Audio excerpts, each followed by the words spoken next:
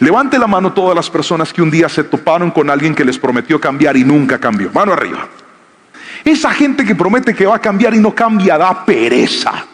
Esa gente que dice voy a ser alguien nuevo pero no se renueva, rompe la fe y rompe la credibilidad. Por eso Juan les predicaba con tanto fuego y les decía arrepiéntanse y dejen sus malos caminos. Y además de eso dice la palabra que los bautizaba.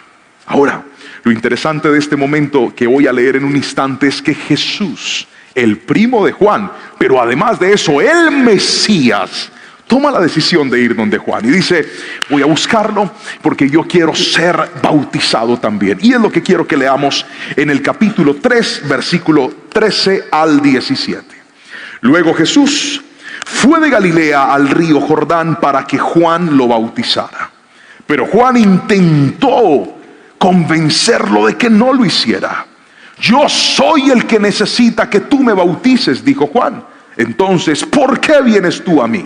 Le voy a rogar que por favor lea muy fuerte este versículo a la cuenta de 3. 1, 2, 3. Pero Jesús le dijo, así debe hacerse, porque tenemos que cumplir con todo lo que Dios exige. ¿Puede leerlo conmigo a la cuenta de 3 fuerte? 1, 2, 3, diga, así debe hacerse, porque tenemos que cumplir con todo lo que Dios exige. Amén y amén. Este relato de la palabra a mí me impacta profundamente por varias razones.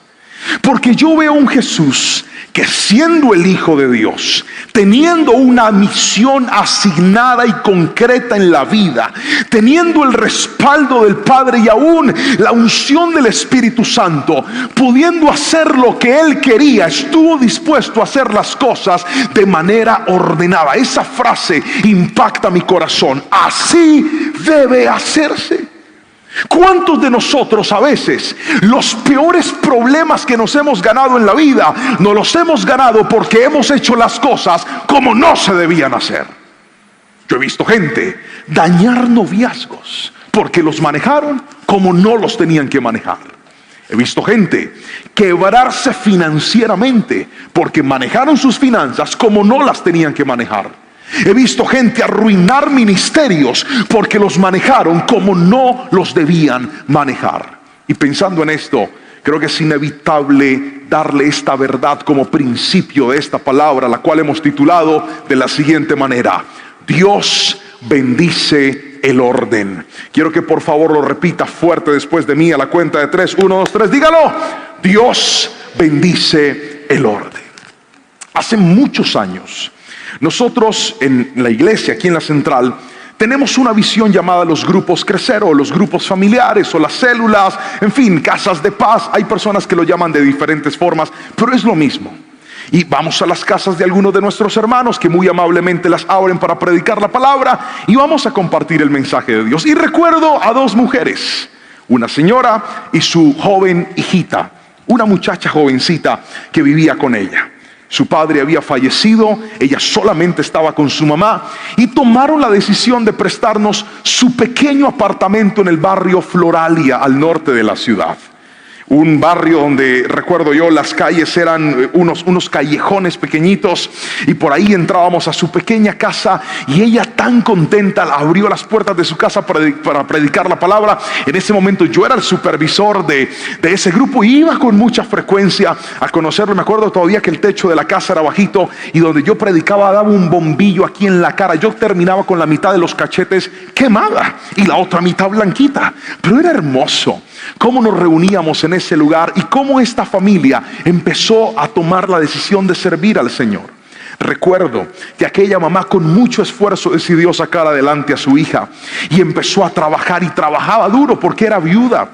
Hace unos días, en un mensaje llamado La verdadera espiritualidad, le enseñé que Dios no consiente nada con el pobre, con el extranjero, con la viuda y con el huérfano.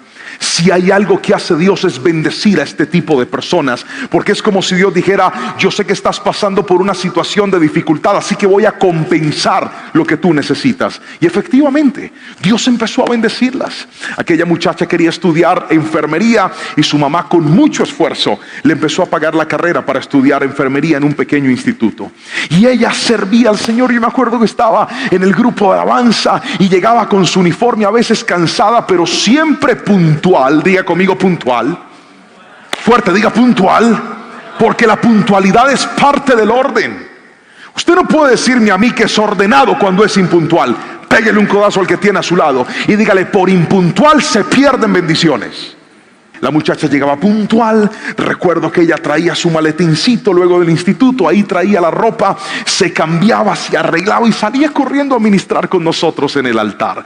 Y empezó a servir al Señor. Más adelante fue a hacer prácticas de enfermería y se consiguió un cupo en una muy buena empresa de la ciudad. Ella llegó a hacer las prácticas. Desde luego le pagaban mucho menos de lo que gana una persona contratada, pero empezó a hacer las cosas tan bien que el dueño de la empresa, entiéndame este concepto, quedó fascinado con ella y tomó la decisión de dejarla trabajando de planta en ese lugar. Todavía no se había graduado, pero ya tenía un trabajo fijo. ¿Sabe por qué? Porque era una persona ordenada. Y cuando tú aprendes a hacer las cosas con orden, Dios te va a bendecir. ¿Alguien me está escuchando aquí? Puede decirme amén. Cuando administras bien lo que Dios te ha entregado, cuando administras bien las oportunidades que tienes, Dios te las va a dejar. Pero hay gente que pierde cosas valiosas porque no es ordenado. Y entonces esta muchacha, recuerdo que empezó a hacer las cosas bien, me contó y me dijo: ay, mi súper, ya me dieron trabajo, y quedó trabajando en ese lugar. Luego se graduó, le dieron un ascenso en su parte económica y ella, llena de fe, se fue a averiguar un apartamento para vivir. Se metió los papeles, aplicó para una cantidad de subsidios y empezó a pagar su propio apartamento. ¿Quién lo iba a imaginar? Una muchacha que vivía solamente con su mamá no trabajaba para ninguna empresa, no tenían un papá rico que les ayudara, no tenían un tío rico que les ayudara, estaban solitas en el mundo. Pero es que escuche esto: ella había tomado la decisión de ser una mujer ordenada.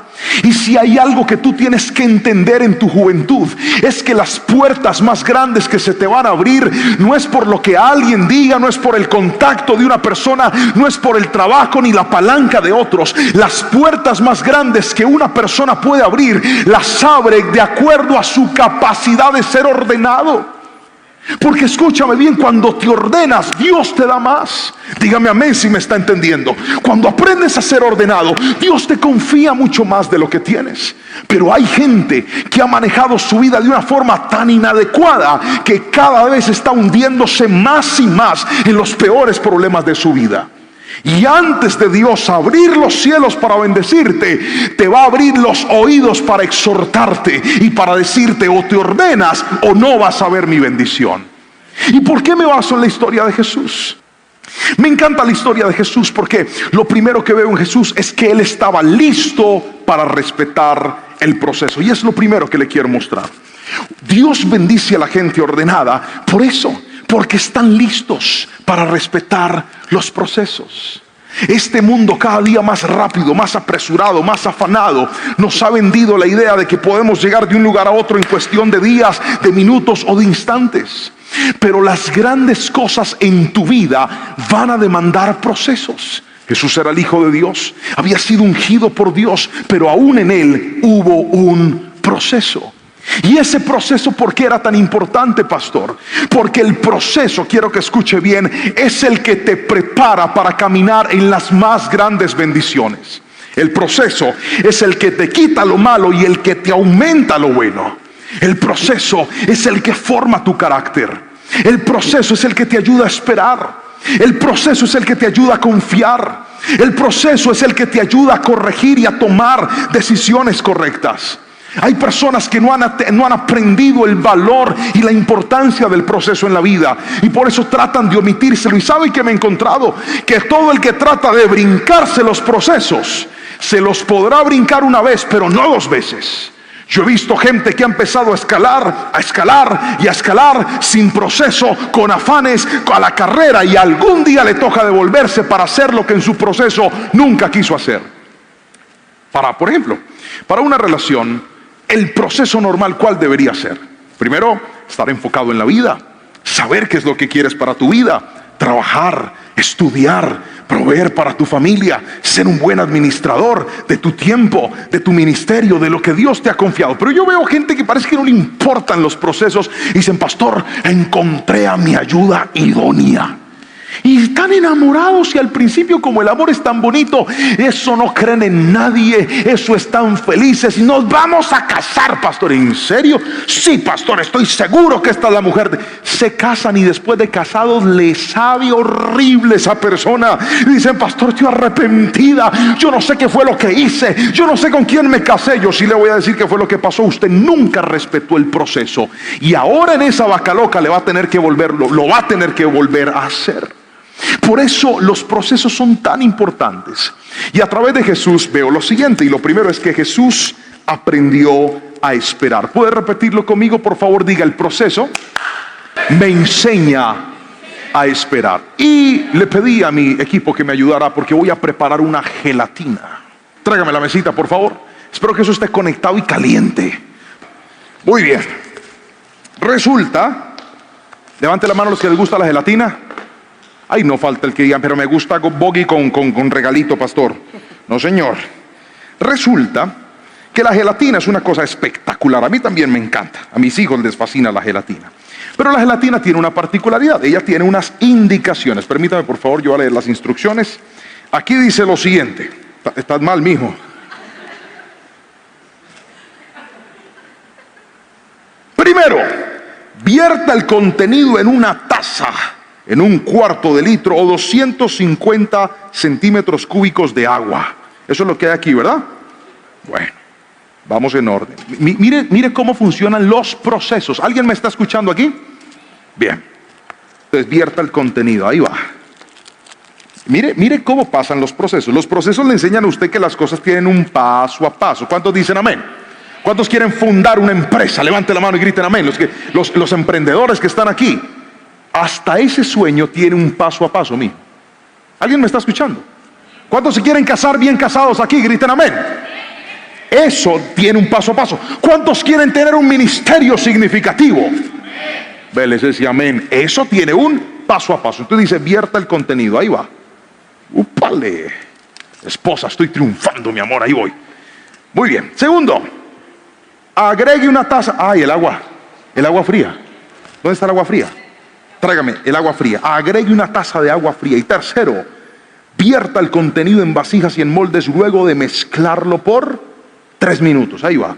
Entonces, los procesos me enseñan a mí que si yo soy una persona ordenada y sigo el paso a paso de lo que quiero, voy a tener un fin y un propósito. Pero ¿sabe qué me encanta de Jesús? Que la Biblia dice que a sus 12 años, ¿cuántos años? Muy bien, la Biblia dice que a los 12 años Jesús se fue al templo con sus papás. Y en ese momento, cuando Jesús se fue al templo, empezó a hablar acerca de las maravillas de Dios. Y algo interesante es que la gente estaba admirada por lo que Jesús hablaba. Decían: wow, qué sabiduría la que este muchacho tiene.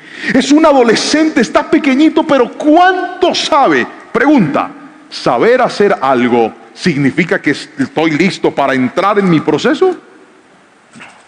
¿Sabe por qué Jesús nos enseña que hay que esperar? Porque esto es poderoso. Los 12 años no eran la edad para que Jesús empezara su ministerio. Según la Biblia, Jesús empezó el ministerio a los 30 años de edad. ¿Y sabe por qué lo empezó a los 30 años de edad? Porque solo a los 30 años era considerado una persona con voz y voto dentro del Sanedrín, dentro del lugar de los sabios. Así que aunque Jesús sabía mucho y tenía experiencia, una persona que camina en los procesos sabe que no solamente basta con saber, también es necesario esperar. Hay cosas que tú dices: pastor, yo ya aprendí, yo ya soy capaz, yo ya soy bueno, pero Dios intencionalmente te va hacer esperar. ¿Sabes por qué? Porque puede que tú te sientas listo, pero tal vez lo que tú quieres recibir, lo que tú quieres ver, en lo que tú quieres caminar, todavía no está listo para ti. Aprende a esperar los procesos, porque cuando tú esperas vas a disfrutar lo que Dios te ha entregado. Si alguien me está escuchando, dígame un fuerte amén, por favor. ¿Cuántas cosas dañaste por no esperar? ¿Cuántas cosas te tiraste en la vida por no aprender a esperar? Esto ya está mezclado. Échele pues a esa vaina. Oiga, era una tacita de agua, hermano, pero no había una cosa como más decente. Déjala ahí ya. Eso es suficiente. Muy bien. ¿Cuántos quieren gelatina? Gelatina preparada por el pastor Juanpa. Ahí va. ¿Quieres gelatina? Muy bien. A ver, recíbame mi cuchara de palo, por favor. No me vas a hacer quemar, hermano. Pásame la cuchara. ¿Tú quieres gelatina del pastor Juanpa? Hágale pues. ¿Es gelatina? Sí. ¿Le sabe a gelatina? ¿Parece gelatina? No te vas a tomar eso, mi amor, que te quemas. Mire, yo lo preparé, lo fabriqué, seguí las instrucciones, pero hay un problema. No es el tiempo todavía. Y hay gente que está tratando de llevarse a su vida cosas porque dice que yo ya lo preparé, pastor. Es que yo ya le metí la vida, ya le metí el esfuerzo, pero no lo vas a disfrutar. ¿Dónde está la gelatina? La que sí está hecha. Tráigame eso para acá. Cuando algo ha pasado el proceso, usted ahora sí lo puede disfrutar. Cómetela, por favor. ¿Mejor o peor? Con la otra se hubiera que pegado un quemonazo a mi hija, aunque lo hice yo. Pero esta es diferente. Hay gente que está tratando de acelerar procesos en su vida porque se sienten listos. Escúcheme bien, hay cosas que Dios va a meter a tu nevera primero. Hay bendiciones que Dios primero las va a congelar y va a decir, espérate. Yo sé que tú crees que ya es el momento, pero todavía no es el momento. Yo sé que tú sientes que eso tiene que llegar ya, pero espérate, porque cuando yo te entregue lo que te prometí, vas a disfrutarlo de una manera más significativa y más relevante.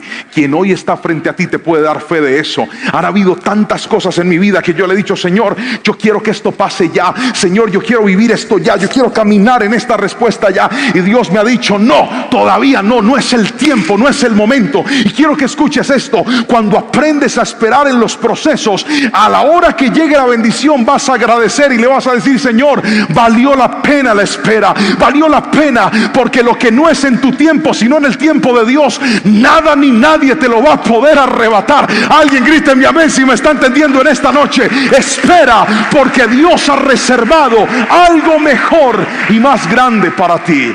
Dígame amén si lo cree, por favor. Pero los procesos no solamente nos enseñan a esperar, los procesos también nos enseñan a ser humildes. Mire, el versículo que estamos leyendo de Mateo, en el capítulo número 3, dice lo siguiente. Cuando Juan se acerca a Jesús, lo intenta convencer para que no se bautice. Y Juan le dice, ¿cómo te voy a bautizar yo a ti? Es al revés. Tú deberías bautizarme a mí. ¿Y qué hace Jesús? Jesús no le dice, tienes toda la razón, Juan. Juancho, yo soy mayor que tú, yo soy más importante que tú, pero no, él le dice, no importa. No me importa abajar mi posición y ser bautizado por ti. Pero hay gente que esa soberbia y ese orgullo es el que los tiene pegados en la vida. Y mientras que tú no aprendas a desarrollar humildad en la vida, nunca vas a crecer en el orden. ¿Sabe por qué? Porque el desordenado, además de desordenado, que es orgulloso, no se le puede corregir. No se le puede decir, mira, por favor, cambia en esto. ¿Por qué no pones de tu parte? ¿Por qué no intentas cambiar? ¿Por qué no intentas mejorar? Se enojan. ¿Ha visto esa gente que está mal? Usted los va a corregir y en lugar de agachar la cabeza y reconocer, se enojan con uno. Pues bien, mientras usted no aprenda a desarrollar humildad en la vida, usted nunca va a ser promovido por Dios. Porque Dios bendice a la gente ordenada y a veces la mejor forma de ordenarnos es empezando de cero en la vida. ¿Cuántos de nosotros a veces nos hemos cerrado en el punto de es que yo soy, es que yo tengo, es que yo soy capaz, es que yo soy más importante? Te tengo una mala noticia. Los procesos también tienen como fin agachar por momentos nuestra cabeza y recordarnos que la persona más importante no somos nosotros, que el más capaz no soy yo, que el más talentoso no soy yo, que no es por mi fuerza, no es por mi capacidad. Si algo hemos logrado y algo hemos alcanzado, pasado es gracias a Cristo Jesús. Dígame amén, por favor. Por eso los procesos nos enseñan a ser personas humildes. Yo recuerdo tantas experiencias en mi vida cuando empecé en el ministerio, y no crea, para mí era muy difícil en ese tiempo, y yo le decía: Señor, yo no entiendo por qué yo sirviéndote a veces tengo que pasar por situaciones tan difíciles y tan complejas. Yo no entiendo, Señor, por qué, aunque yo te amo y camino en tus promesas, hay cosas en las que me has puesto que yo siento que no deberían ser para mí, que yo siento que no deberían aplicar para mí. Y es que hay experiencias que no te dan bendiciones a nivel de recursos, pero sí te van a dar carácter en la vida. Hay experiencias que no te van a dar dinero y no te van a dar aplausos del hombre, pero sí te van a dar carácter. Y a la larga el carácter es mejor que cualquier otra cosa. Hay gente que es tan soberbia que cuando recibe un trato despectivo de otro se vuelve igual de grosero. Míreme a los ojos y escúcheme. Dios de tiempo en tiempo nos testea qué tan humildes somos. Dios de momento en momento nos mete en situaciones incómodas solo para mirar si todavía seguimos siendo humildes o no. Dios de momento en momento nos va a procesar, porque si algo le gusta a Dios es que sus hijos seamos personas humildes. Pero muchas personas han desordenado su vida porque dicen que tengo que empezar yo de cero, que tengo que volver a arrancar yo. ¿Cómo se le ocurre que yo tenga que bajar de carro? Hay gente que está tan desordenada en su vida financiera que tiene que vender el carro lujoso que tiene y comprarse uno más pequeñito. Pero no lo quieren hacer porque dicen: no, pastores, ¿qué van a pensar mis amigos? ¿Qué van a pensar de qué? En la vida a veces toca reiniciarse y volver a empezar. Y si tú te vas a quedar porque alguien va a mirar que es que vine en moto, que es que vine en bicicleta, que me tocó arrancar, nunca vas a crecer en la vida. Porque a veces la mejor forma de Dios reconstruirte es desbaratándote y haciéndote empezar de nuevo. Y eso por momentos va a demandar en ti que seas humilde. Porque si no eres capaz de ser humilde, Dios no te va a posicionar en las grandes bendiciones y en los grandes privilegios que ha reservado para ti. Las alturas no están reservadas para el que se las sabe todas. Las alturas fueron reservadas para los que les gusta vivir humildes ante los ojos del Señor. Dígame amén si me ha entendido, por favor, y alabe su nombre. Y quiero que escuche esto. Cuando una persona aprende a ser humilde, cuando una persona aprende a ordenarse, entonces podrá caminar en la bendición de Dios. Este texto relata lo siguiente. Volvamos a Mateo capítulo 3, por favor. Versículo número 15 dice: pero Jesús les dijo: así debe hacerse, porque tenemos que cumplir con todo lo que Dios exige. Entonces Juan aceptó bautizarlo. Después del bautismo, mientras Jesús salía del agua, los cielos se abrieron y vio al Espíritu de Dios que descendía sobre él como una paloma. Y una voz dijo desde el cielo: este es mi Hijo amado, quien me da gran gozo. Esto es la bendición de Dios. Y con esto quiero cerrar este pensamiento de la palabra en esta noche. Dios bendice el orden cuando estamos listos para caminar en sus procesos, pero también cuando estamos listos para recibir su bendición. Y quiero que me escuche con suprema atención en esta noche, por favor. ¿Será que en realidad sí estamos dispuestos? ¿Será que en realidad sí estamos preparados para aceptar ese paso a paso en el que Dios nos quiere llevar? ¿Cuántos de nosotros a veces nos hemos afanado y nos hemos desesperado tanto en la vida porque simplemente queremos que eso que Dios nos prometió llegue ya? Queremos que eso que Dios determinó para nosotros suceda ya. Queremos que las puertas que Él dijo te voy a abrir, no las abra ya. Pero es que Dios no pone en lugares de privilegio a gente deformada. Dios primero te va a formar. Dios primero te va a transformar en lo que Él espera que tú y yo seamos. Y entonces vamos a ver la bendición de Dios en nuestras vidas. ¿Cuánta gente le dice: Señor, bendice mi negocio? Pero es un desorden con esa empresa. Usted, porque es su propio jefe, abre a la hora que quiere, va cuando quiere, es una persona incumplida, dice pero no hace. Así no funciona la bendición de Dios. Si tú quieres ver el favor de Dios, tienes que ordenarte. Señor, pongo este semestre delante de ti. Reprendo al espíritu de profesor de física. No, el profesor de física no es un demonio, no lo reprenda. reprenda su desorden. ¡Aló! Señor, reprendo en el nombre de Jesús ese espíritu de administradora cansona que me está haciendo memorandos por llegar tarde. No reprenda a la administradora. Reprenda usted ese sueño que no lo deja levantarse y llegar a tiempo. Hay gente aquí que trabaja para una empresa. ¿Qué va a hacer que usted crezca en esa empresa? Sino el orden. Que sea cumplido, que haga las cosas bien, que no se le olvide lo que tiene que hacer. ¿Cuántas personas los viven regañando? Vea, mire, y entonces, ¿y hasta cuándo? Señor, ilumíname. ¿Cuál ilumíname? Ordénese, llave. ¿Alguien me está escuchando aquí? Ordénese. Dios no va a venir a hacer lo que a usted le toca hacer. Ahora, hay otros que son su propio jefe. Dice, pastor, yo soy la empresa. Yo soy mi negocio. Míreme a los ojos y escúcheme. Si usted sigue tratando su vida, su emprendimiento, su sueño y su proyecto de cualquier manera, le va a llegar cualquier cosa. Ordénese y va a ver la bendición de Dios. Pero mientras que usted siga tratando las cosas de manera pequeñita, ¿sabe cómo se le van a quedar? Pequeñitas. Si usted sigue tratando eso que Dios le dio de cualquier manera se le va a quedar. Todavía recuerdo un día que mi esposa me decía, mi amor, vamos a emprender. Y yo le digo, oigan, ¿a esta qué vamos a emprender? Yo soy pastor. Y usted doctora. ¿Qué quiere que hagamos? Ya, yo no sé, mi amor, emprendamos. Ese ímpetu de las mujeres. Decía, emprendamos, mi amor, yo quiero que salgamos adelante, que Dios nos bendiga más. Y yo, oiga, esta es mucha ávara. Eso es lo que eres, una ávara. ¿Qué más quieres si Dios nos ha bendecido? Decía, no, tú no me entiendes. Me lo reclamaba muchas veces y un día yo me enojé con ella y yo le dije, ¿qué es lo que tú me estás pidiendo? ¿Tú quieres que yo renuncie al ministerio? ¿Tú quieres que yo suelte todo por irme a trabajar? Y me decía, no, yo no te estoy pidiendo eso. Yo te estoy pidiendo que soñemos, que hagamos algo más grande. Y un día el Espíritu Santo me tocó a través de la historia de Moisés. ¿Recuerdan cuando Dios encontró a Moisés en el peor momento de su vida? Le da una tarea, le da una misión.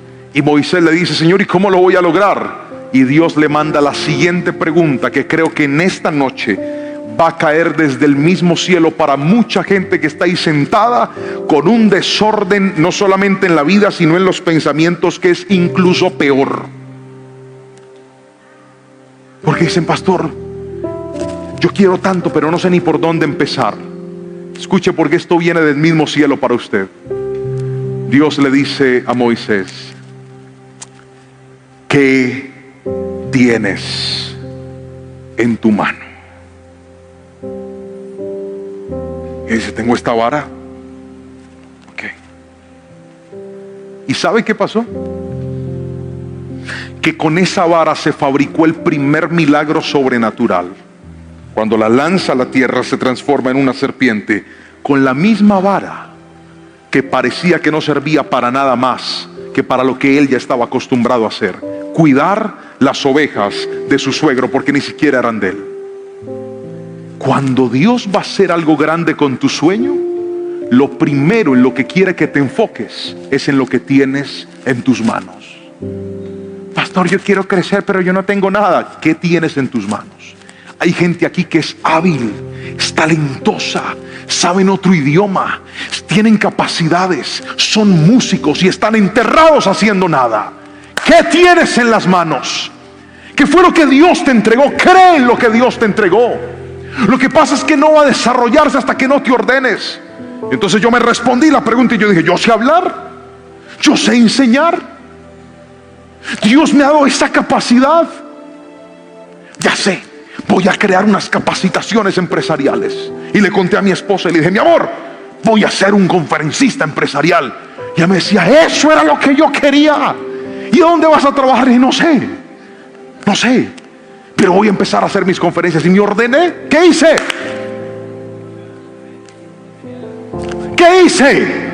Me ordené. Entonces dije, voy a empezar a hacer mis conferencias. Y saqué un tiempo a la semana, un día.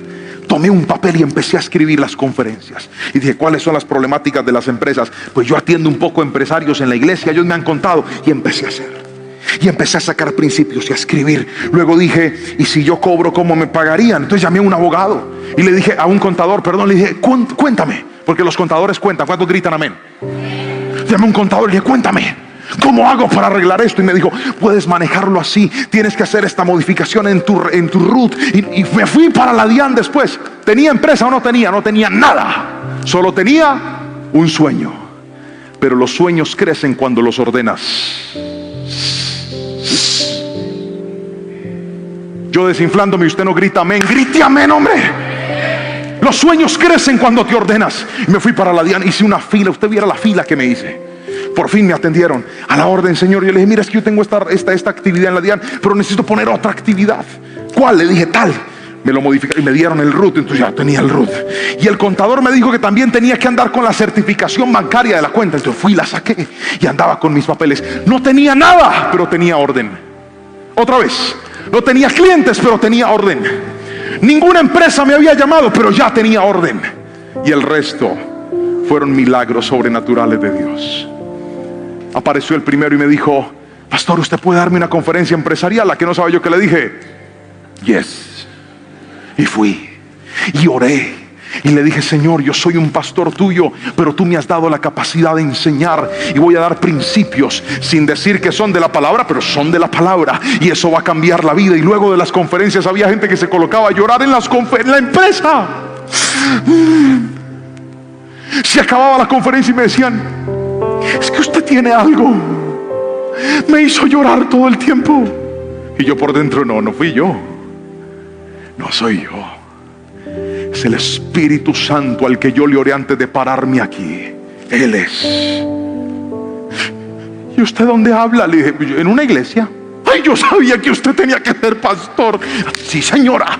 Y empecé a ganar almas para Cristo. Entonces no solamente eso fue una bendición para mi vida, también fue una bendición para el reino. Luego esa administradora me recomendó con otra y fui, y así fue. Y hoy en día soy pastor, amo a Dios, estoy tiempo completo para la obra, y a veces en horarios en la mañana, sin que afecte absolutamente nada de mi ministerio, tengo la posibilidad de trabajar con muchas más cosas. ¿Sabe por qué? Porque cuando Dios me dijo, ¿qué tienes en la mano?, encontré algo y decidí ordenarlo. ¿Cuántos quieren ver la bendición de Dios? Levánteme la mano y gríteme amén. ¿Cuántos quieren ver la bendición de Dios? Por favor, respóndase en el alma esta pregunta. Jesús le dijo a Juan, así tiene que hacerse.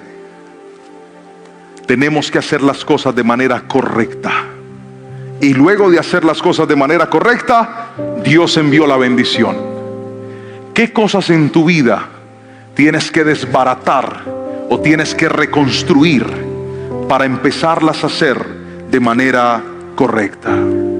Pastor, ¿puede orar por mí? Claro. Es que voy para Estados Unidos por el hueco para que el Señor me bendiga.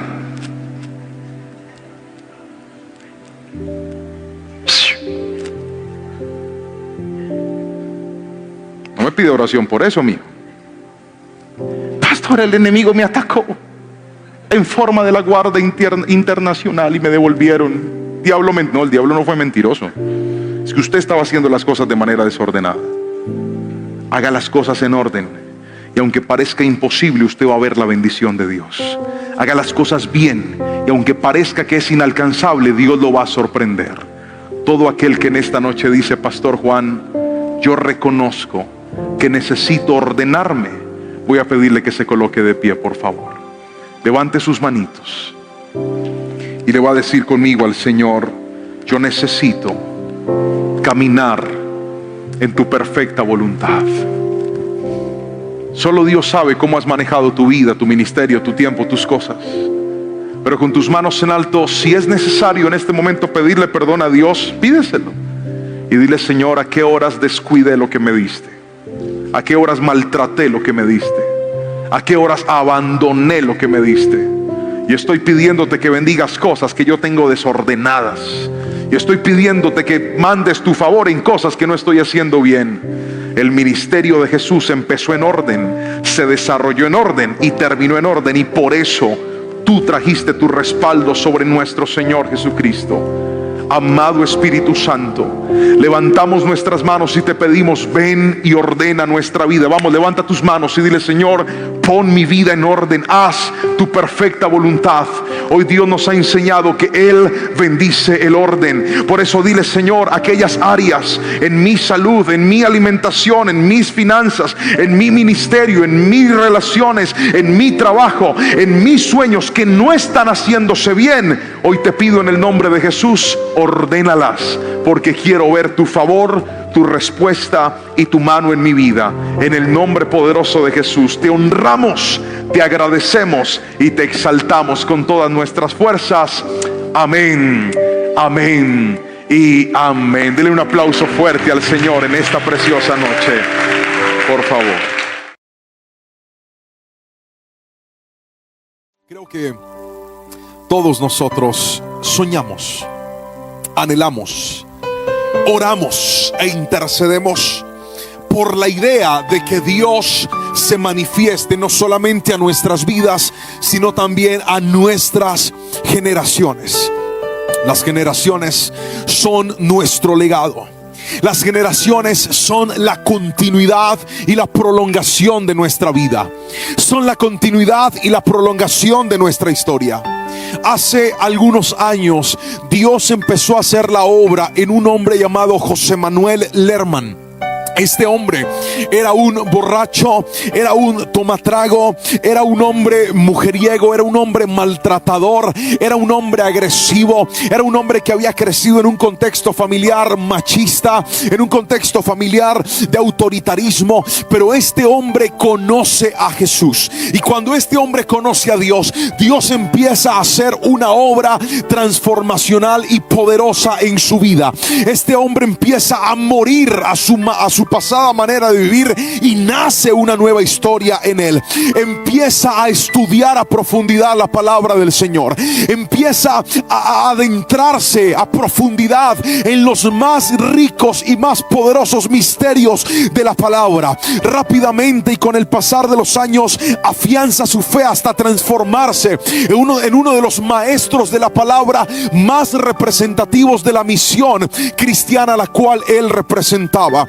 Empieza a ser invitado a otros lugares a compartir la palabra, a enseñar acerca de Dios a otras vidas y a otras personas. Sus hijos y su familia evidentemente logran ver el cambio, y algunos de ellos empiezan a acercarse a los caminos del Señor. Sin embargo, este hombre, que ya era un anciano, muere. Su vida termina, pero su legado no, porque cuando Dios lo escogió a él, no solamente puso sus ojos en el trato o en la obra que iba a realizar con él, sino con toda su generación. La palabra del Señor dice que cuando Moisés se manifestó ante el pueblo que vivía en Egipto, Moisés les dice a ellos: hey, quiero decirles algo, tuve un encuentro con Dios. Y cuando Moisés referencia aquel encuentro, les dice a los israelitas: hablé con el Dios de Abraham, hablé con el Dios de Isaac y hablé con el Dios de Jacob. Eso significa generaciones. Significa que Dios hizo una obra con uno, después la hizo con otro, después la hizo con el tercero. Y si estoy aquí parado, es porque Dios no cortó su plan, sino que siguió obrando en mis generaciones. Y esto es poderoso, porque lo que te quiero enseñar hoy aquí es que si tú has visto la mano de Dios moverse en tu vida, tienes que prepararte y estar convencido de que el día que tú te mueras, Dios no va a abandonar a tus generaciones, sino que Él va a seguir obrando en ellas. Si alguien me está entendiendo, yo quiero que me escriba un amén, por favor. Si alguien está creyendo lo que le estoy diciendo, quiero que escriba un amén, porque usted debe estar convencido de que el que empezó la buena obra la terminará, no solamente en mí, sino en mis generaciones. Aquellos hijos de José Manuel empezaron su vida, algunos imitando el ejemplo de su padre y otros no. No obstante, llegan sus nietos. Sus nietos empiezan a servir a Dios. Y hay algo que me impacta de la historia de aquel hombre, y es que yo tuve la oportunidad de conocerlo. Mis primeras clases de la Biblia Mis primeras clases de una vida de comunión con Dios las recibí directamente de José Manuel Lerman, mi abuelo. Yo no conozco ni presencié la historia de pecado de él, solo tengo informes, reportes y testimonios. Pero sí vi a un hombre que oraba, sí vi a un hombre que leía la palabra, sí vi a un hombre que me dio un trato de amor, que me declaraba palabra de bendición, que mirándome a los ojos cuando era un niño me decía: tú naciste para cosas grandes, tú eres un siervo de Dios. Yo me encargué de asegurarme de que tu nombre fuera un nombre bíblico. Y mire, ahí es donde quiero que entiendas algo, querido hermano. Lo que hagas por tus hijos, lo que hagas por tus generaciones, no será en vano, no será como un pan que se echó sobre las aguas y se perdió. No, declaro y cree que en el nombre poderoso de Jesús, lo que hagas por tus generaciones, lo cosecharás en tus generaciones. Aleluya. Pero quiero que escuches esto, por favor, porque veo en la palabra como Moisés dedica una porción bíblica y, entre otras cosas, descubre. Moisés hace este salmo, y cuando hablo de descubrir, no me refiero a algo que no se sabía, sino que más bien a algo que se hace relevante. Moisés destapa, muestra a ese Dios de las generaciones. El Salmo 90 y el Salmo 91 son muy especiales porque son escritos de Moisés. Y mientras que el Salmo 91 se concentra en presentarnos la defensa, la seguridad y la protección que tenemos en Dios, el Salmo 90 nos muestra la seguridad de Dios, no solamente en nuestras vidas, sino en nuestras generaciones. El Salmo 90 empieza diciendo: Señor, a lo largo de las generaciones, tú has sido nuestro hogar. Pero también es este mismo salmo, en el versículo 10, el que nos dice cuál es la edad de vida que una generación debe tener. El versículo 10 dice: los días del hombre son 70, y los más vigorosos alcanzan los 80 años de edad. Y en este salmo Moisés empieza a describir cómo la vida que nosotros tenemos es pasajera, pero Dios no es pasajero en relación a nuestra vida. Y esto es glorioso. Ahora quisiera que lea conmigo, por favor, lo que dice el versículo 14, 15, 16 y 17, porque son estos versículos los que vamos a estudiar en esta mañana, en este tiempo de palabra, donde hemos titulado Dios de generaciones. Y el primer versículo, el versículo 14, dice así: sácianos cada mañana con tu amor inagotable, para que cantemos de alegría hasta el final de nuestra vida. Vuelve Moisés a referirse al concepto de vida, al concepto de generación. Y Moisés dice: Señor, sácianos para que podamos responder a ti hasta que nuestra vida se acabe. Quiero que entendamos el contexto de este salmo, porque lo primero que quiero presentarle, el primer principio del cual quiero que tome nota es este. Escriba por favor: comunión. Si usted quiere impactar a sus generaciones, lo primero que usted necesita es comunión. ¿Por qué comunión, pastor? Comunión significa, comunión es la suma de dos palabras, común y la palabra unión. Otra vez, común y la palabra unión. ¿Qué significa comunión? Comunión significa que en la medida que yo me uno a alguien, empiezo a tener en común, a tener cosas de ese alguien impresas en mi vida. Escúcheme bien, por favor, porque sin comunión no hay una nueva vida. Dios quiere imprimir su carácter en tu carácter. Dios quiere imprimir imprimir su esencia en tu vida. Dios quiere imprimir su naturaleza en la tuya, pero para eso necesitas acercarte, necesitas unirte a Dios. Si alguien me está entendiendo, quiero que escriba amén, por favor, porque la comunión es el fundamento mediante el cual la gente es transformada. Por años nos han metido en la cabeza el concepto de que la gente cambia en un encuentro, de que la gente cambia en un retiro, de que la gente cambia en un espacio de alejamiento. Y no estoy negando el poder ni el efecto de un encuentro, pero escuche bien, todo eso tiene cambios momentáneos, tiene cambios temporales. Lo único que hace que un cambio sea permanente es que luego de un encuentro con Dios, tú permanezcas teniendo encuentros con Dios. La comunión no es un asunto de un día. La comunión no es un asunto de un momento. La comunión no es un asunto eventual. La comunión es un asunto permanente. Por favor, escribe eso. La comunión es un asunto de disciplina. La comunión es un asunto constante. Moisés dice: cada mañana sácianos con tu amor inagotable. La expresión cada mañana la podemos traducir de la siguiente manera: todos los días. Mientras que usted no se asegure de pasar todos los días tiempo en la presencia del Señor, usted no podrá ver un impacto en sus generaciones. No sé si me estoy explicando con la suficiente claridad. Pero si acaso no, voy a pedirle que escriba esta frase, por favor: mientras no me asegure de pasar todos los días en la presencia del Señor, no podré garantizar que mi generación sea impactada por la presencia de Dios. Querido hermano que me está viendo a esta hora de la mañana, esto es muy importante, porque la comunión se fundamenta en nuestra decisión de buscar y de acercarnos a Dios.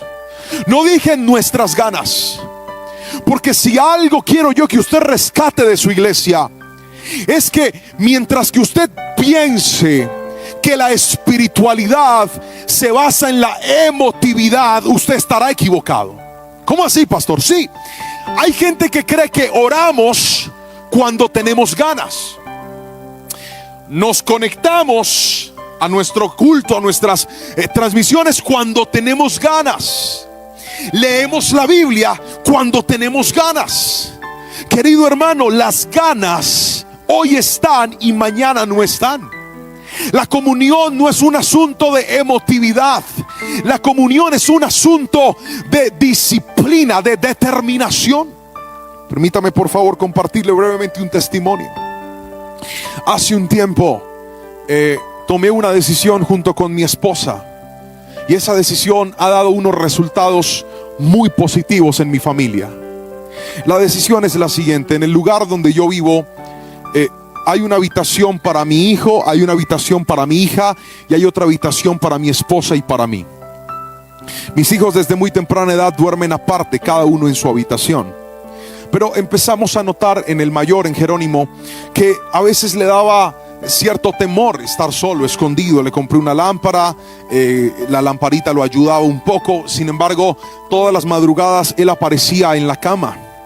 A veces en la madrugada yo quería abrazar a mi esposa, yo quería sobarle la espalda. Los casados entienden de qué estoy hablando. Yo quería darle una sobadita en la espalda a mi esposa. Quería despertarla. Cuando de repente yo volteaba la pierna para ponérsela encima a mi esposa y yo sentía un cuerpo chiquitico dormido, yo decía: ¿será que mi esposa me adelgazó? Está muy flaca. Cuando lograba ver, era mi hijo. Y el chino había cogido la costumbre de metérsenos en la cama y ni cuenta nos dábamos porque era silencioso. Hasta que empecé a tomar, entre muchas acciones, la idea de poderlo dejar durmiendo acompañado. Y entonces organizamos para que en el cuarto de Anita pudieran estar los dos y se acompañaran, y se nos acabó el problema. Pero desde ese momento tomamos una acción, y era que todos los días antes de que ellos se durmieran íbamos a orar juntos como familia, todos. Siempre hemos orado por nuestros hijos, siempre, desde que mis hijos nacieron, oramos por ellos, cuando se van a dormir, cuando van a descansar. Pero esta reunión no era para que los papás oraran solamente. De hecho, a veces nos turnábamos. A veces yo le decía a mi esposa: ve tú y ora por Jerónimo, yo oro por Anita, o intercalábamos, o a veces ambos orábamos por ambos. Era un tema más de costumbre, de manejo, más no de una comunión. Hasta que tomamos la decisión de hacer de eso una comunión. Entonces lo que hicimos fue que tomamos la decisión de irnos todos a la habitación. Mi esposa se acostaba con Jerónimo, yo me acostaba con Anita, y empezábamos de la siguiente manera: vamos a orar todos. Empiece a orar usted, Anita. Entonces empezaba Anita a orar. Entonces Anita empezaba: Señor, papito Dios, te damos gracias por este día. Te pido que me des salud. Te pido que le des salud a Juan. Te pido que le des salud a mi mamá. Te pido que le des salud a Juan. Te pido que le des salud a Chevy. Chevy era un perro por ahí de la familia. Hasta por el perro estaba orando, y después volvía a pedir salud por Juan. Y luego de pedir salud por medio mundo decía: en el nombre de Jesús, amén y amén. Ya oré. Ahora seguía Jerónimo. Jerónimo empezaba a orar unas oraciones muy lindas. Mi hijo tiene una forma de expresarse. Los que lo conocen saben que en su habla él es muy exquisito. Usa palabras que otros niños no usan de repente. Y bueno, él oraba. Y luego de que mi hijo oraba yo. Y luego oraba mi esposa. Y eso se nos volvió un hábito, una comunión, a tal punto de que ellos saben que la oración juntos en familia significa que llegó la hora de ir a descansar. Significa que el día se acabó y llegó la hora de apartarnos todos juntos. El jueves de esta semana nos fuimos a dar una vuelta en el carro. Habíamos terminado de hacer nuestro grupo en la casa con nuestra familia, nuestro grupo Crecer. Había predicado, había sido un tiempo muy lindo, y mi esposa me dice: quiero ir a dar una vueltica. Yo le dije: vamos. Eran como las 9:30, 10 de la noche. Nos subimos en el carro y me fui a dar una vuelta en el carro. Y Jerónimo dice: cayó la primera soldadita. Anita se quedó dormida en el carro. Luego él venía así como tambaleando, como cuando usted se va a caer. ¡Para qué! Quedó dormido. Yo dije: gloria a Dios, mi amor, estos pelados nos dejaron la casa para nosotros solos. Bendito y alabado sea el nombre del Señor. Se durmieron.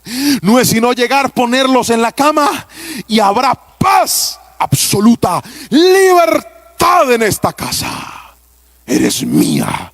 Y mi esposa me hacía caras como que yo también tengo sueño. Y yo le dije: usted es el único ser de esta familia que no voy a dejar que se duerma, mija. Así que aguante. Llegamos a la casa, acostamos a Anita. Venía yo con Jerónimo, tiene 5 años, es grande como el papá.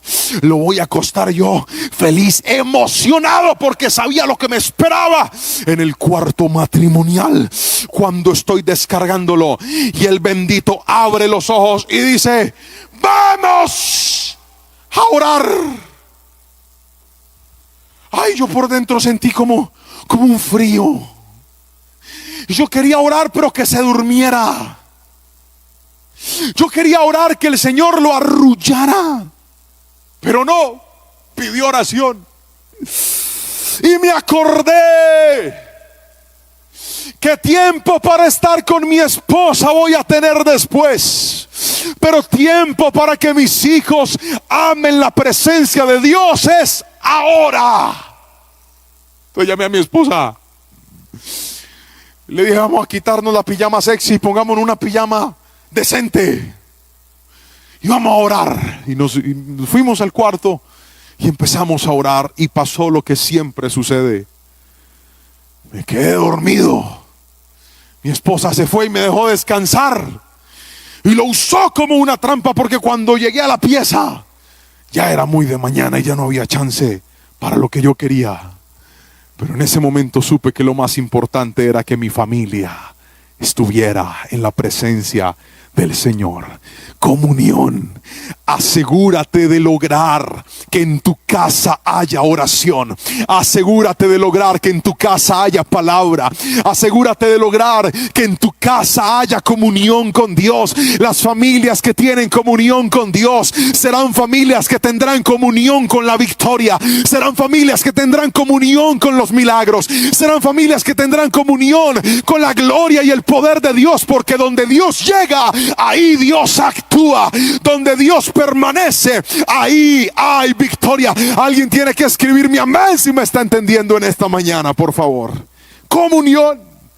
Pero déjeme darle otro principio para hacer de Dios el Dios de nuestras generaciones. Dice el versículo número 15: danos alegría en proporción a nuestro sufrimiento anterior. Compensa los años de mal con bien. Otra vez. Compensa los años de mal con bien. Y el segundo principio que quiero enseñarte es la compensación de Dios. La compensación de Dios. Por favor, escríbalo. La compensación de Dios. ¿Qué es la compensación, pastor? Compensar significa reponer. Compensar significa sustituir algo que se perdió. Compensar significa traer de vuelta algo que ya no está. La compensación de Dios es importante, querido hermano. Porque Moisés dice: danos tu alegría, para que ella compense el sufrimiento y el dolor que hemos tenido que pasar. Querido hermano, yo quiero que usted entienda la compensación de Dios. Porque hay gente que ora por familias felices. Hay gente que ora por familias bendecidas. Hay gente que ora por familias prosperadas. Y se nos mete en la cabeza el concepto de que tener a Dios es no tener falta de nada. Pero en realidad, cuando tú tienes a Dios, tú tienes que aprender que hay algo en Dios que se llama la compensación. Y esto es poderoso. ¿Por qué razón? Porque si bien es cierto, Dios no te exime de perder. En Dios por momentos podrías perder. En Dios por momentos y con Dios podrías, teniendo a Dios, en algunas áreas aparentemente podrías perder cosas. Si no, pregúntele a Job. Un hombre intachable, un hombre correcto, un hombre puro, un hombre íntegro, y sin embargo perdió sus recursos, y sin embargo perdió su familia, y sin embargo perdió su salud. Pero lo que hace relevante la historia de Job no fue lo que perdió, sino lo que Dios le devolvió. Ve, la compensación implica de que en nuestra familia habrán momentos de pérdida, habrán momentos de dolor, habrán momentos de dificultad, habrán momentos donde te cogerás la cabeza y dirás: Señor, no entiendo lo que estoy pasando. Señor, lo que estoy viviendo es difícil. Señor, lo que estoy viviendo me ha golpeado, lo que estoy viviendo me ha afectado. Pero la compensación de Dios implica que así de grande como fue tu dolor, aún más grande será la alegría que Dios traerá a tu casa. Aún más grande será el gozo que Dios traerá a tu generación. Porque con los mismos ojos que viste dolor, con los mismos ojos que lloraste de alegría, con esos mismos ojos llorarás de alabanza, de júbilo y de agradecimiento por lo que Dios va a hacer. La palabra del Señor dice que todos los años el Cana iba con Penina y con Ana al templo. ¿A qué se iba al templo, Pastor Chacón? Prenda el micrófono y respóndame. ¿A qué iban al templo? Venga, párese aquí que lo vean en la cámara.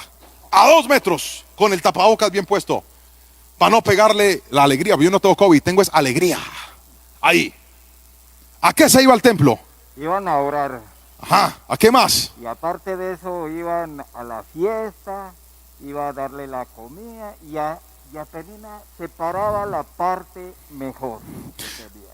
Así es. Iban, gracias, Pastor Chacón. Iban a adorar a Dios. Iban a celebrar, a conmemorar que podían unirse en nombre a Dios. ¿Eso era malo? Eso no era malo, era bueno. Pero por causa del dolor de Ana, un dolor emocional y un dolor hasta fisiológico. Le voy a explicar por qué era fisiológico. Era emocional porque Ana se sentía poca mujer al no poder darle hijos a su esposo. Y la actitud de Penina, que era la otra esposa de su esposo, yo sé que esto suena extraño, pero culturalmente era permitido en ese tiempo, no ahora. ¡Aleluya! Si con una mujer a veces uno no puede, imagínese con dos. La sangre de Cristo nos cubra de semejante cañengo. Ahora, ya volviéndome a colocar serio, le decía que para Ana era un problema emocional, no podía tener hijos. Penina la humillaba, le restregaba en la cara a los otros, permítame usar esa expresión metafórica. Y dice la palabra que ella entró en un cuadro de depresión. Lloraba, no quería comer. Quiero que piensen esto. Ir al templo no era malo, pero para Ana, ese acto bueno, ¿era bueno o era malo? Pues era malo. Porque cuando nosotros vivimos situaciones de crisis, la crisis puede lograr transformarnos algo bueno en algo malo. Y fue eso lo que le sucedió a Ana. Ana sufría en donde no tenía que sufrir, hasta que llegó la compensación de Dios. Y el que tiene oídos para oír, oiga. Yo no sé quién se apropia de esta palabra, pero yo declaro en el nombre de Jesús que tu dolor terminará cuando llegue la compensación de Dios. Dice la palabra que Ana queda embarazada, y no fue por obra ni gracia del Espíritu Santo en manera exclusiva. Es decir, no fue que el Señor la embarazó, la embarazó el Cana. Usted me entendió, ¿verdad? El Cana la embarazó. O sea, tuvieron que poner de su parte. Desde luego Dios hizo un milagro sobrenatural. No estoy negando la obra de Dios, no me vaya a malinterpretar. No falta algún exagerado que dice: ay, el pastor está haciendo anatema. No me malinterprete, creo que usted ha aprendido a conocerme. Lo que quiero decir es que la compensación se activó y ella hizo su parte. Está conmigo, es lo que le quiero explicar. Dios dijo: luz verde. Ellos hicieron, y cuando Dios activó la compensación, ¿usted cree que el Cana no tenía relaciones sexuales con Ana?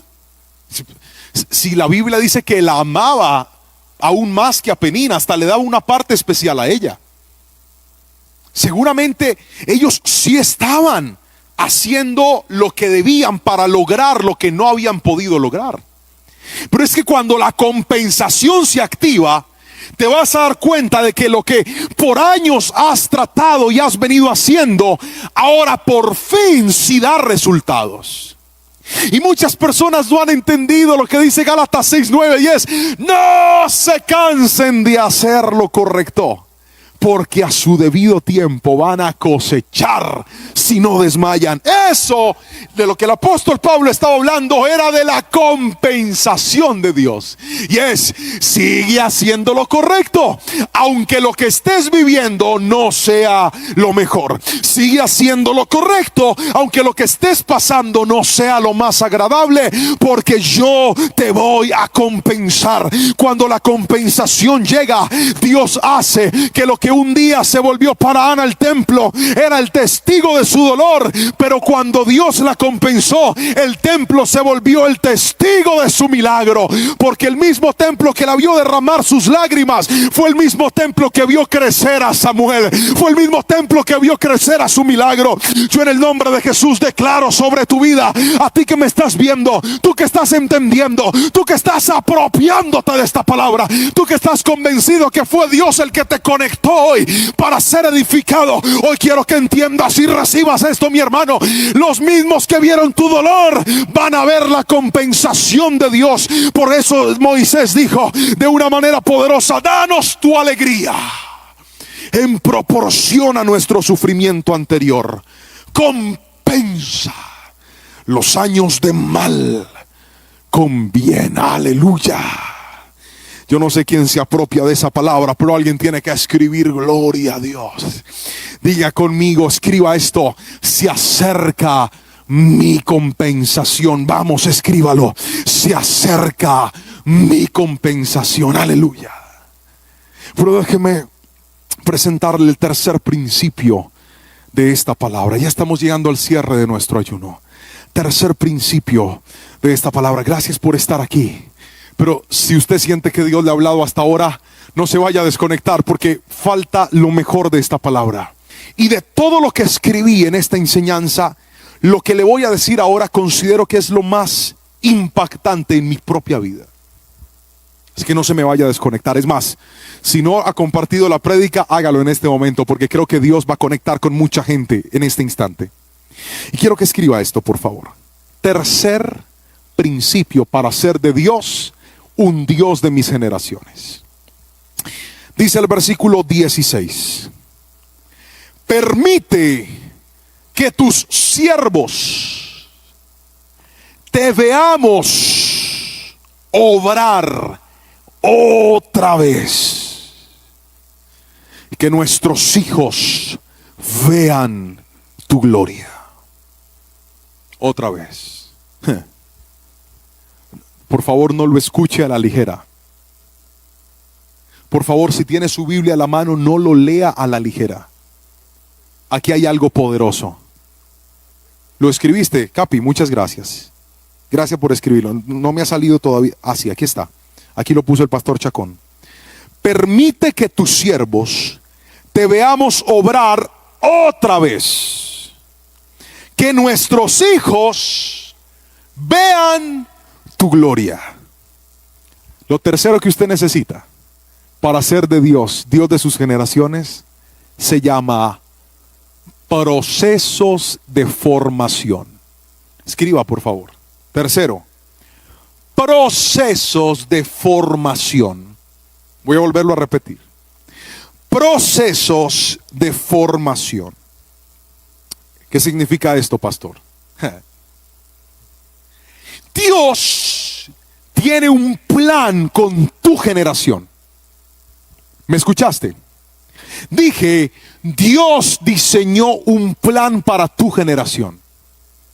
Ahora yo sé que ese plan empezó en mi abuelo.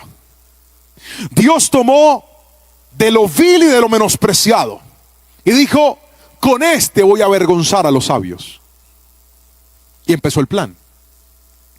Ahora, cuando Dios llega a mi vida siendo un niño, lo último que yo pensaba, lo último que yo entendía, era que yo estaba dentro de un plan de Dios.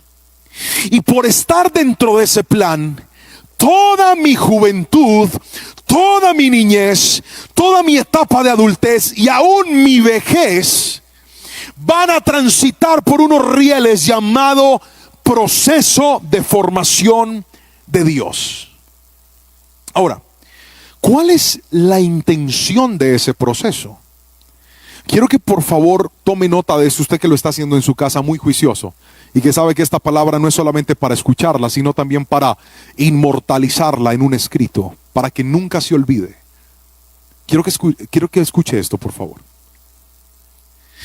Ahora yo entiendo por qué cuando quería pecar, por qué cuando quise desviarme del Señor a mis 14, 15 años de edad, no pude.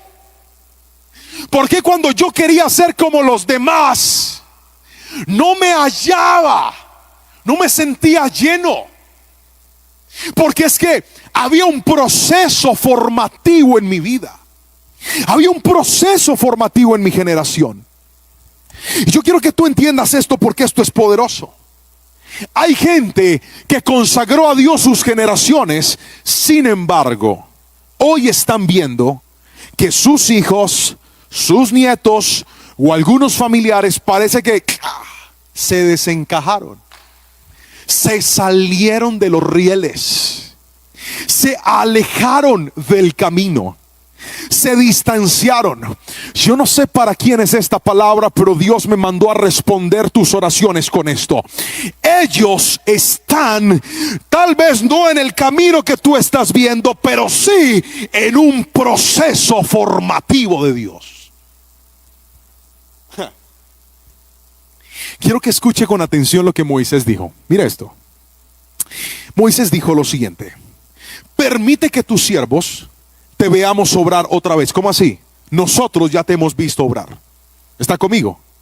Nosotros ya te hemos visto actuar. Nosotros ya hemos visto tu poder. Nosotros sabemos que eres real. Porque en este punto muchas de las personas que están afirmadas y afianzadas en Dios son aquellas que han visto la intervención de Dios en su vida. Pregúnteme si he visto milagros. Claro que he visto milagros. Pregúnteme si en mi vida he visto la sobrenaturalidad de Dios. Claro que la he visto. Pregúnteme si he visto liberaciones, endemoniados, acontecimientos me salí de la pantalla, ya volví. Acontecimientos sobrenaturales, poder. Pregúnteme, claro que sí. Usted no tiene que convencerme a mí de que una persona orando se le pueden llenar sus manos de aceite, de escarcha, de piedras, de oro en el piso, porque yo lo he visto. Usted no tiene que convencerme a mí que Dios puede poner comida sobre la mesa de alguien que no tiene de manera sobrenatural, porque yo lo he visto.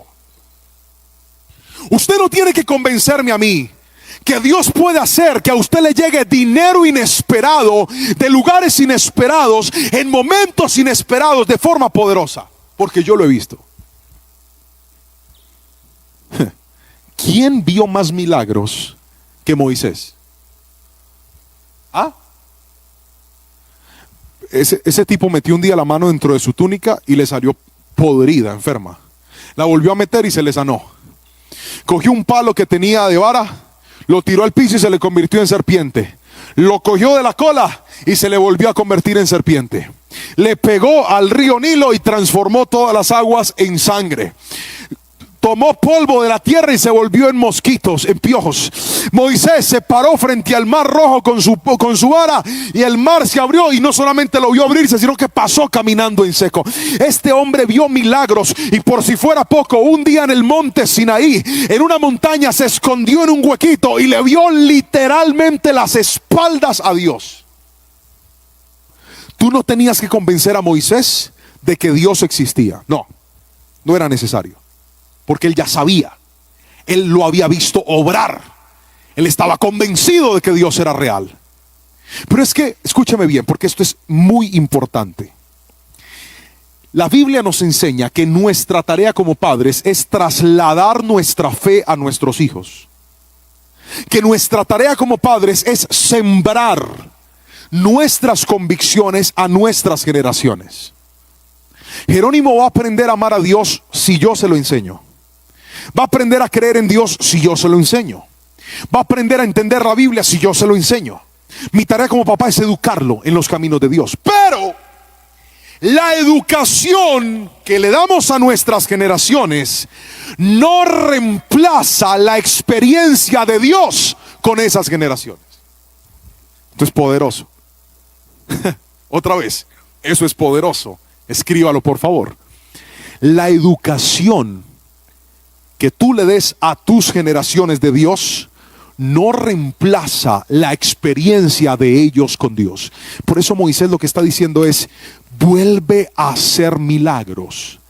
No por nosotros. Nosotros ya te vimos obrar. Hazlo por ellos, porque ellos solamente tienen testimonios, tienen historias, tienen narraciones, pero es más, algunos tienen evidencia de lo que has hecho en mí, pero no tienen evidencia de lo que tú vas a hacer en ellos. Y hoy quiero que te llenes de esperanza, querida mujer que me estás viendo. Hoy quiero que te llenes de esperanza, querido hombre que me estás viendo.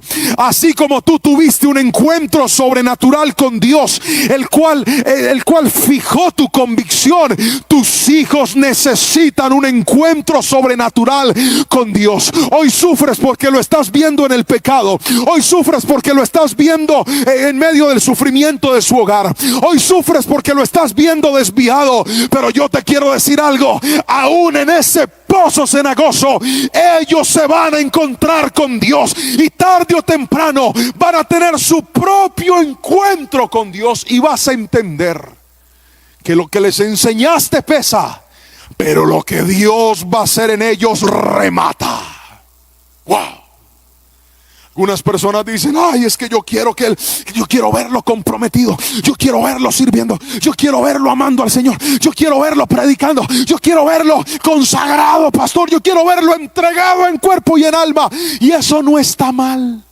No deje de orar, no deje de darles ejemplo, no deje de instruirlos. Pero quien va a lograr esa tarea en nuestras generaciones no somos nosotros, sino el Santo Espíritu de Dios, que tarde o temprano se encontrará con esos Moisés.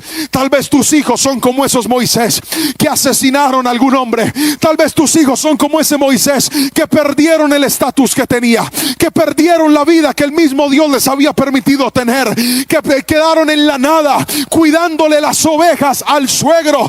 Estaba llevado, pero en ese momento Dios transformó la vida de Moisés el día que tuvo un encuentro personal con Dios. Y yo declaro y profetizo en el nombre de Jesús que se aproxima un proceso formativo de Dios para tus generaciones. Mi tarea, ¿cuál es, pastor? Yo sigo educándolos, sigo dándoles palabra, sigo instruyéndoles, sigo dándoles ejemplo, sigo dándoles de lo que Dios me ha dado. Pero yo sé que algún día Jerónimo no va a tener un encuentro con su papá terrenal.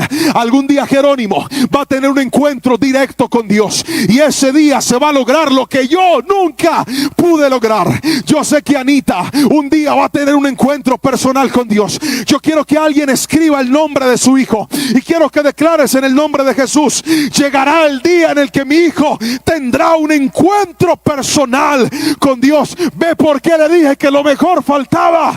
Porque Dios es Dios de mis generaciones. Y Dios un día se encontró con Abraham e hizo cosas grandes. Un día se encontró con Isaac, hizo cosas grandes. Un día se encontró con Jacob, hizo cosas grandes. Pasaron 400 años. Se encontró con Moisés e hizo cosas grandes. Dios se encontró contigo, hizo cosas grandes. Pero si tú estás pensando que Él se olvidó de tus hijos, que los dejó a la merced de quién sabe quién, no, déjalos, que lo que ellos están viviendo es parte del proceso. Lo que ellos están viviendo es parte de ese proceso formativo. Lo que ellos están viviendo es parte de su educación. Porque cuando Dios llegue, ellos sabrán que es el momento y la única alternativa que tienen para poder lograr lo que tú como papá un día le dijiste que iban a lograr. Bendícelos, pero recuerda que Dios hará algo grande con tus generaciones. Si alguien me está entendiendo, mire, yo sé que si estuviéramos en la iglesia estaríamos aplaudiendo, gritando, celebrando esta palabra, porque Dios se nos metió a YouTube y a Facebook para hablarnos con su poder y su palabra. Pero déjeme darle lo último y con esto termino. Último principio para hacer de Dios un Dios de nuestras generaciones. Escríbalo por favor, pero leamos primero el versículo 17.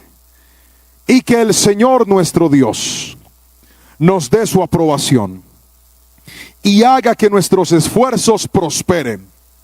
Sí, haz que nuestros esfuerzos prosperen. Lo segundo que hará que Dios sea Dios de nuestras generaciones escriba por favor este principio, respaldo de Dios.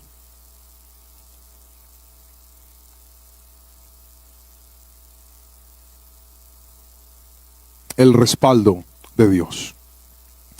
Pastor Chacón nos escribió la cita ahí en la versión que estoy leyendo, que es la Nueva Traducción Viviente. Dice: y que el Señor nuestro Dios nos dé su aprobación y haga que nuestros esfuerzos prosperen.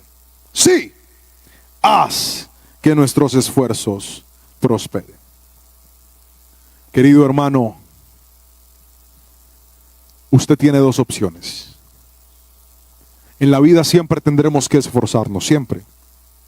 Siempre, inevitablemente tendremos que esforzarnos. Para graduar a nuestros hijos de la universidad hay que esforzarnos. Para graduarlos de bachiller hay que esforzarnos. Para comprar una casa hay que esforzarnos. Para comprar un carro, una moto, hay que esforzarnos. Para mantener un hogar hay que esforzarnos. No pretenda una vida sin esfuerzo. De hecho, hace unos días les prediqué acerca del esfuerzo. Hablamos de Josué, capítulo 1, versículos 7 al 9, donde les enseñaba cómo lo que Dios le estaba diciendo a Josué no era una simple promesa, era una orden. Estaba diciendo ahí, llave, o se mueve, o pierde el año. Usted no ha entendido que no tiene más opciones, hay que seguir adelante. Y si usted pensó que esto era fácil, sáqueselo de la cabeza. Es difícil, hay que hacerlo, pero hay que hacerlo. Así que hay esfuerzo en la vida. El problema es que ¿cuántas veces usted se ha esforzado por cosas y sin embargo no ha tenido los resultados que esperaba? Se esforzó, invirtió fuerza, tiempo, dinero, trabajo, relaciones, invirtió todo lo que podía y sin embargo no se dieron los resultados. Yo quiero que entiendas algo. El respaldo de Dios es el resultado de la aprobación de Dios. Otra vez. El respaldo de Dios es el resultado de la aprobación de Dios. Yo quiero que cuando estemos en la predicación usted no tome los versículos a la ligera, no los lea rápido. Escríbalos, desglóselos, desmenúcelos. Como cuando usted compra el ricostilla en bloque o lo compra en polvo. Hágalo en polvo, desmenúcelo. El versículo dice: y que el Señor nuestro Dios nos dé su aprobación. ¿Y cuál es la respuesta de la aprobación? Aquí dice: y haga que nuestros esfuerzos prosperen. Si usted quiere lograr que todos los esfuerzos que ha tenido por sus generaciones, por sus hijos, por su familia, por su hogar, prosperen, es decir, salgan adelante, tengan resultados, asegúrese de vivir de tal manera que su vida sea aprobada por Dios. Yo quiero ser un esposo aprobado. Yo quiero ser un hijo aprobado. Quiero ser un pastor aprobado. Quiero ser un hermano aprobado. Quiero que en mi forma de vivir haya aprobación de Dios. Si logramos esto, entonces lograremos que todo en aquello en lo cual nos hemos esforzado pueda prosperar. Querido hermano, si usted puede observar con detenimiento esta palabra, la cual titulamos Dios de generaciones. No sé si alguien se atreve a hacer un resumen rápidamente. Dios de generaciones, coloque los 4 principios para hacer de Dios el Dios de nuestras generaciones. Primero, comunión. Segundo, hablábamos de la compensación de Dios. Tercero, procesos formativos de Dios. Y por último, el respaldo de Dios. Esto es muy importante, porque si usted mira en perspectiva esta palabra, ahora que ya la tiene toda, quiero que detalle esto. Dios ha trazado un plan conmigo y con todas mis generaciones. Y hay algo que me toca hacer a mí, pero hay algo que Dios ha prometido hacer por mí y por mis generaciones. La parte que es de Dios, usted puede estar seguro que Él la va a hacer. Dios te va a compensar. Dios va a formar a tus generaciones. Pero los dos extremos no son de Dios, son de nosotros. La tarea de tener la comunión con Dios no es de Dios, es nuestra. Porque Él siempre está ahí. Él dice, acérquense a mí y yo me acerco a ustedes. Él dice, el que me busca me encuentra. Es más, dice, me hallan los que temprano me buscan. Y el propio Moisés lo refrenda cuando dice, cada mañana. No dijo cada noche, cada mañana. Es decir, hagan de mí lo primero. No solamente de su vida, sino de su día. Y van a ver mi bendición. Y por último, el respaldo de Dios. Se activa cuando hay aprobación. Querido hermano, querida hermana que hoy me ve. A todas estas personas que hoy han recibido esta palabra y saben que Dios ha hablado a sus vidas. Voy a invitarles en el nombre de Jesús que puedan orar conmigo en esta mañana. Y vamos a pedirle al Señor, Dios Todopoderoso, que sea Él siendo el Dios de nuestras generaciones. Y quiero dar esta palabra para alguien que me está escuchando. Haz bien tu tarea. Yo le puedo decir que uno de mis más grandes sueños es cuando llegue al cielo buscar a mi abuelo, encontrarme con él, abrazarlo y decirle, abuelito, yo no sé si Dios te dio la oportunidad de ver todo lo que hice. Yo no sé si Dios allá te prendió un Smart TV, una nube plasma, QLED, 8K. Y ahí me viste predicar, orar, aconsejar, cantar. No sé si mi abuelo me va a decir, claro, mi amor. Yo vi cómo amaste a Dios. Yo vi cómo lo serviste. No sé. Pero si acaso Él no lo vio, yo sí se lo voy a contar. Y le voy a agradecer que el regalo más precioso que un hombre o una mujer le puede dejar a sus generaciones es amar a Dios. Eso sí es herencia. Padre, yo bendigo la iglesia en este momento. Yo bendigo la iglesia en este instante, Señor. Y te suplico que seas el Dios de nuestras generaciones. Que no dejes de obrar en nosotros, que no dejes de obrar en nuestro legado, que no dejes de obrar en nuestros nietos, en nuestros hijos. Que aunque muchos de nosotros, si así es tu voluntad, moriremos, nunca mueran tus promesas en nuestras generaciones. Yo sé que no pasará, porque tu palabra dice que no pasará.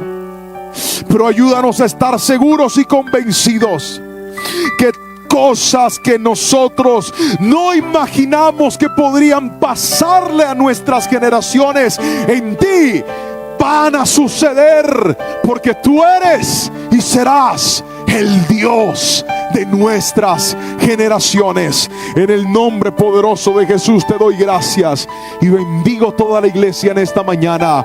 Amén, amén y amén.